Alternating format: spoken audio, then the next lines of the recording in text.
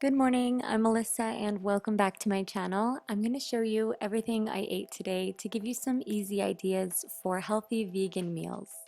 Today's video is in collaboration with the Ozen 500 Vacuum Blender by Pado, which I'm obsessed with and have been using pretty much every single day since I got it. Vacuum blending reduces oxidation, browning, and bubbles and makes your smoothies really creamy and smooth without a pulpy taste. I personally like to put a lot of dark leafy greens in my smoothies like kale, dandelion, spinach, and with this blender they are blended up really smoothly and it's almost like drinking a juice instead of a thick chunky smoothie with lots of green bits in it. And the smoothie I'm making today has cantaloupe, banana, spinach, water, ice, and cinnamon. One of the big benefits of using a vacuum blender is that it eliminates separation so that your smoothies last longer and they don't start discoloring or losing their nutritional value after a few hours in the fridge. So how you use it is you put the ingredients in, push vacuum mode, which extracts the air out of the container, then blend, vacuum release, and drink your smoothie or store it for later.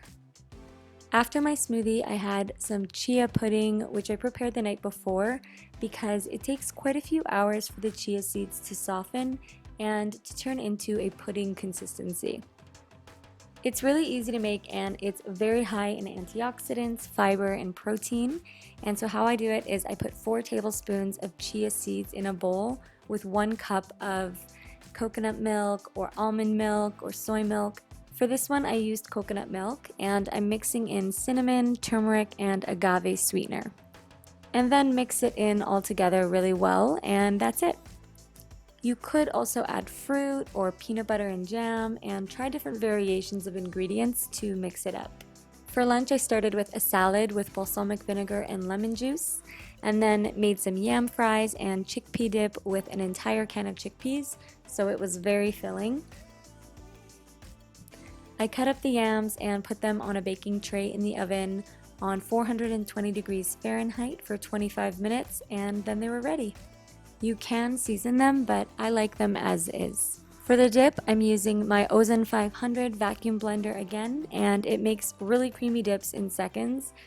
I rinsed my chickpeas and put them in the blending container, added in lots of lemon juice, garlic powder, black pepper, cayenne pepper, and curry powder, and blended it all together. I personally love dips because they're really filling and you can be creative with them and add in all sorts of different spices.